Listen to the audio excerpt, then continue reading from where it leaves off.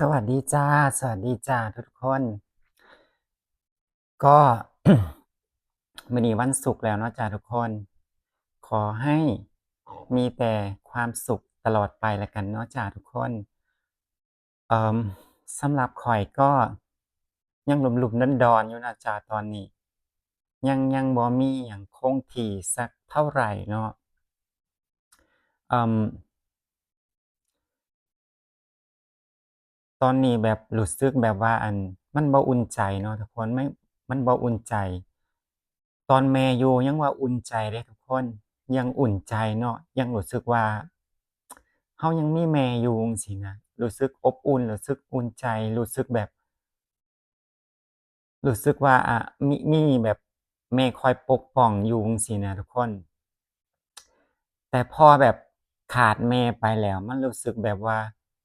เคว้งคว้างมันล่องลอยมันไร้จุดหมายมันเป็นจั่งใดบ่รู้ข้อยอธิบายแบบความรู้สึก บ่ได้จังซี้นะทุกคนแต่มันรู้สึกแนวนั้นรู้สึกแบบจั่งใดอะทุกคนเหมือนแบบอยู่ๆเราก็แบบบ่มีไผจังซี้นะทุกคนรู้สึกว่ารู้สึกว่า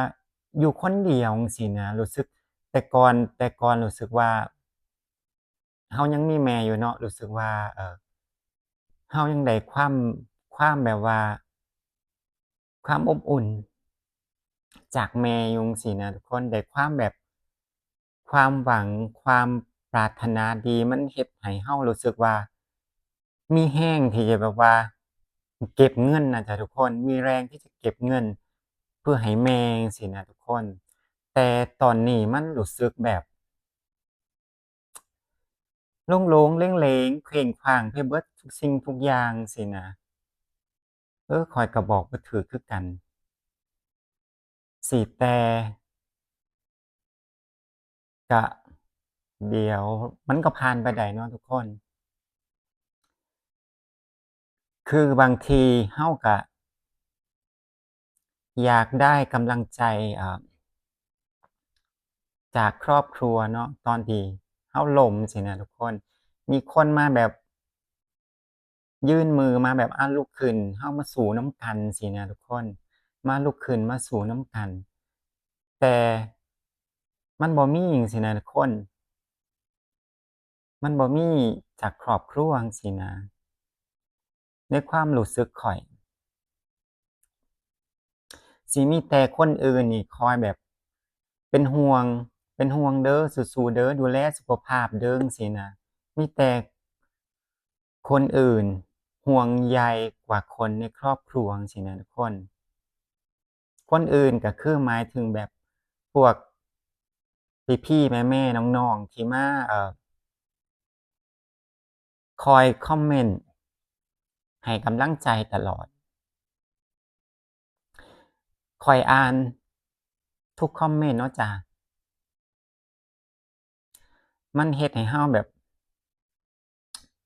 พอได้อ่านคอมเมนต์บวกๆมันก็เฮ็ดให้เราแบบเอ่อมีพลังบวกขึ้นมาจั่งซี้นะทุกคนมีพลังบวกจากทุกๆคนจากทุกคอมเมนต์ที่คอมเมนต์มาในเชิงบวกในเชิงให้กำลังใจจั่งซี้มันก็เฮ็ดให้แบบรู้สึกดีแต่ว่ามันก็บ่ได้ดีเท่ากับครอบครัวให้กำลังใจกันเองซึ่งข้อยเป็นลูกคนน้อยข้อยบ่ได้แบบว่าเข้มแข็งและแข็งแรงที่สุดจั่งซี้นะทุกคนแต่ข้อยเนี่ยก็สิเป็นคนที่พายเรือจั่งซี้นะทุกคนนึกออกบ่พายเรือพยุงทุกคนจั่งซี้นะในครอบครัวจั่งซี้เนาะจะเป็นประมาณนี้เอ่อ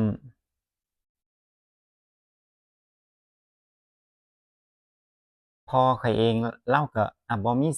บ่แบบเลาเป็นคนแบบว่าบ่ค่อยแบบเว้าหลายบ่ค่อยแบบจู้จี้จุกจิกหลายจังซี้นะทุกคนแต่ว่าแม่นี่เลาสิเป็นแบบโชะๆๆจั่งซี้นะทุกคนนึกออกบ่ มันเลยเฮ็ดให้ข้อยเนี่ยรู้สึกแบบว่าเฮ้ยรู้สึกปลอดภัยรู้สึกว่ามีกำลังใจที่จะเก็บเงินเพื่อให้เพิ่นซี้นะทุกคนเพื่อให้เพิ่นซี้นะสามีอะเพิ่นยังว่าเธอนั่นให้เงินครอบครัวหลายเธอว่าเธอมีเงินเธอบ่เก็บเอ่อเอาไว้ใช้เจ้าของแหน่จั่งซี้นะทุกคนแต่ว่านางก็บ่ได้ว่าหยังดอกจ้ะเพราะว่าข้อยบอกนางว่า ฉันมีแม่มีพ่อที่จะต้องดูแลว่าซั้นข้อยบอกเพิ่นไปจั่งซี้อ่าถ้าข้อยบ่ให้เพิ่นเพิ่นสิหาเงินมาแต่ไสได้ข้อยว่าเพิ่นเฒ่าแล้วจั่งซี้เพิ่นบ่มีแรงสิเฮ็ดหยังคือเก่าแล้วฉันต้องดูแลเพิ่นข้อยว่าจั่งซี้นางก็เข้าใจนางก็เข้าใจที่ข้อยบอกนางซึ่งข้อยรู้สึกว่า ข้อยนี่เอียงไปทางครอบครัวหลายกว่าถ้าเปรียบเทียบกับความรักก็คือข้อยรักครอบครัวมากกว่าสามีจั่งซี้นะทุกคนซึ่งบางเทื่อสามีเพิ่นก็สิมีแหน่ล่ะเนาะทุกคนแบบน้อยใจเป็นหยังเราคือแบบว่าครอบครัวมาก่อนพ่อแม่มาก่อนจั่งซี้น่ะเทื่อเพิ่นก็สิน้อยใจดอกสามี เพราะว่าลางเทื่อแบบเพิ่นสิมักถามเขาว่าไสเดะของขวัญฉันแบบว่าคริสต์มาสเอยวันเกิดแต่ว่าช่วงวันเกิดข้อยสิให้เพิ่นอยู่จั่งซี้นะทุกคนซื้อของเล็กๆน้อยๆให้เพิ่นอยู่จั่งซี้นะเพิ่นน่ะบ่ต้องการอิหยังดอกทุกคนสามีข้อยน่ะแค่เพิ่นเว้าชุดความคิดข้อยว่าเฮ้ยเธอต้องดูแลเจ้าของเดะเธอต้องดูแลคนในครอบครัวเธอเดะหมายถึงเพิ่นซี้นะครับทุกคนแต่ว่าเราก็เอาพ่อแม่เป็นหลักเนาะ สำหรับข้อยนะเพราะว่าพ่อแม่เพิ่นเฒ่าแล้วจั่งซี้นะทุกคนถ้าเราบ่ดูแลแล้วไผสิดูแลจั่งซี้นะทุกคนข้อยก็บอกเพิ่นไปแนวนี้จั่งซี้นะทุกคนเพิ่นก็สิเข้าใจแหน่บ่เข้าใจแหน่เนาะของแบบขนบธรรมเนียมฝรั่งมันบ่คือจั่งอันบ้านเราจั่งซี้นะทุกคนก็ยากที่จะอธิบายให้เพิ่นเข้าใจทั้งหมดจั่งซี้นะ บัดนี้สิ่งที่ข้อยได้มาจากแม่เบิดทุกอย่างก็คือความคิดมากจั่งซี้นะทุกคนความคิดมากแบบเล็กๆน้อยๆก็เก็บมาคิดคิดเป็นคือแม่ข้อยเดะเลยข้อยแต่ก่อนเนี่ยข้อยสิบอกแม่เดะแม่อย่าคิดหลายเด้อเฮ็ดใจให้สำบายโลดจั่งซี้นะบ่ต้องเฮ็ดอิหยังดอกข้อยว่าจั่งซี้นะบอกแม่ไปเพราะว่าแม่เลามักเฮ็ดนั่นเฮ็ดนี่เนาะ ข้อยก็สิบอกว่าบ่ต้องเฮ็ดหยังดอกอยู่ซื่อๆเฒ่าแล้วข้อยว่าจั่งซี้นะทุกคนบอกแม่ไปจั่งซี้แต่ว่าเจ้าของเองบัดนี้กลายเป็นคนคิดมากเองจั่งซี้นะทุกคนกลายเป็นตัวเองที่แบบนี่นั่นจั่งซี้นะทุกคนแบบว่าจั่งใดอะมันมันบ่เชิงแบบปลงบ่ได้แต่ว่ามันยังคิด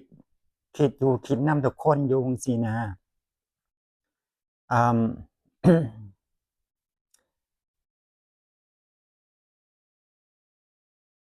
มันผิด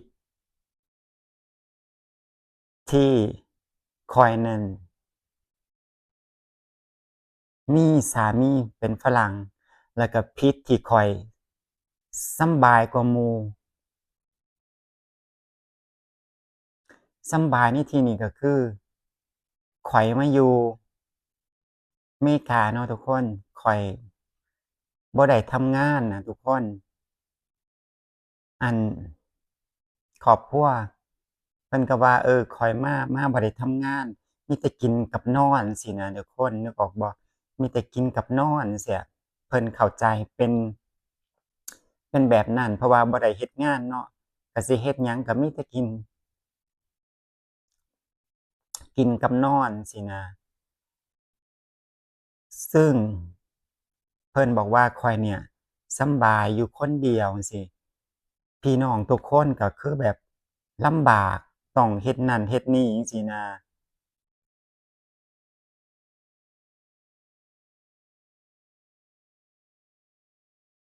ข้อยก็สิเฮ็ดจั่งใดล่ะทุกคนสิให้ข้อยเฮ็ดจั่งใดล่ะทุกคนก็ต้องดิ้นรนทุกคนก็ต้องต่อสู้เพื่อครอบครัวเพื่อลูก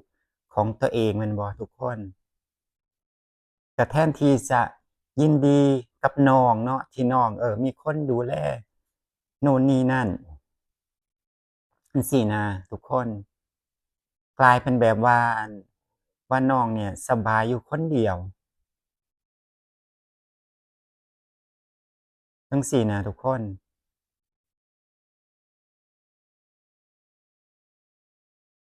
มันก็แฮ่งเฮ็ดให้เราแบบว่ารู้สึกแย่จั่งซี้นะรู้สึกแย่สิให้เราพายเรือให้ทุกคนนั่งสำบายๆทุกคนน่ะมันเป็นไปบ่ได้แม่นบ่จ๊ะทุกคนมันเป็นไปบ่ได้อยู่แล้วซึ่งข้อยรู้อยู่ว่าเราอาจจะแบบอาจจะมีกว่าทุกคนมีกว่าคนอื่นสินะหมายถึงทุกคนมันจะคิดว่าข้อยแบบว่ามั่งมีจั่งซี้นะเพราะว่าได้สามีฝรั่งแต่ว่าความจริงแล้วข้อยก็เก็บหอมรอมริบของข้อยจั่งซี้นะ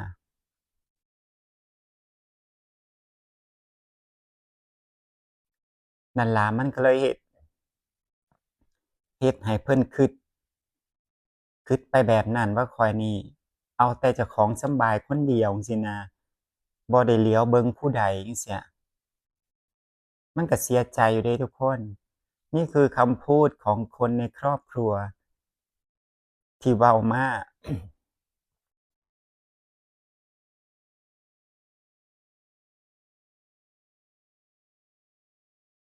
มันก็เลยเฮ็ดให้แบบจากที่มันแย่อยู่แล้วจั่งซี้นะจากที่แม่ก็เสียเนาะยิ่งมาเจอคำพูดแบบนี้มันก็แฮ่งแต่แบบรู้สึกแย่รู้สึกอันบ่ได้มีกำลังใจจังซี้นะมันแฮ่งรู้สึกแบบมีแต่ดาวน์มีแต่ดาวน์มีแต่ดาวน์จังซี้นะทุกคน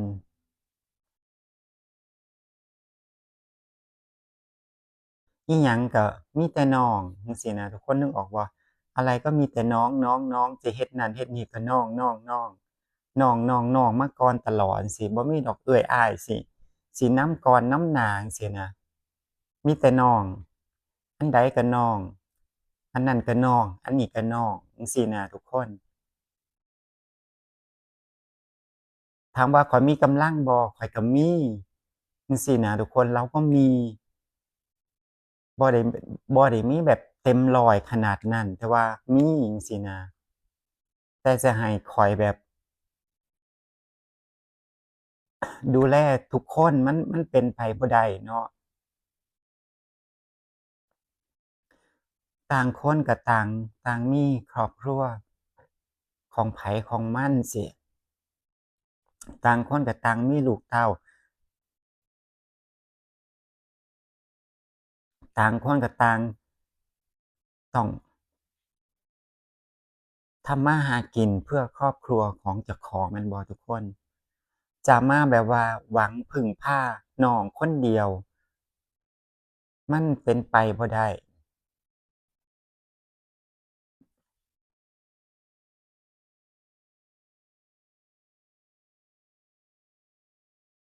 มันก็เลยเฮ็ดให้แบบรู้สึกแย่ไปเบิดทุกอย่างจ้ะทุกคน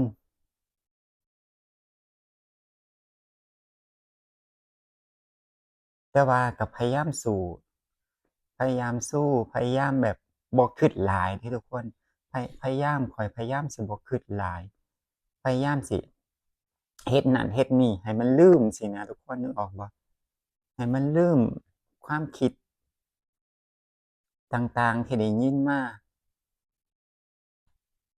แต่มันก็เฮ็ดบ่ได้ดอกทุกคนมันก็เฮ็ดบ่ได้มันก็ยังกลับมาคิดคือเก่าจั่งซี้นะ